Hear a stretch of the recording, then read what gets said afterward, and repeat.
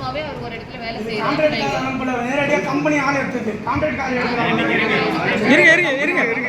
பேசாதீங்க. நீங்க கான்ட்ராக்டரா இல்ல உள்ள வேலை செய்யற தொழிலாளர் தரப்புல பேசாதீங்க ஏன் சொல்றீங்க நீங்க? அப்ப தொழிற்சங்கம் எப்படி தொழிலாளர் தரப்பு? மேடம் எங்க தொழிற்சங்க தலைவர் மேடம், எங்க தொழிற்சங்க தலைவர் மேடம் இவரு. தொழிற்சங்கம் எதுல வரும்? தொழிலாளர் தொழிலாளர் மேடம். மேடம் ஒரு நிமிஷம் மேடம். இப்போ வந்து எங்க கூட வேலை செஞ்சவங்க பாதி பேர் பர்மனன்ட் பண்ணிட்டாங்க, மீதி பாதி பேர் பண்ணல. எங்களை ஏன் பண்ணல அதுதான் எங்களுக்கு கேள்வி. எங்களுக்கு 2019 மேடம் கம்பெனி முன்னாடி 45 அது இல்ல மேடம் இன்னும் போன மேடம் ஹைகோர்ட்டுக்கு.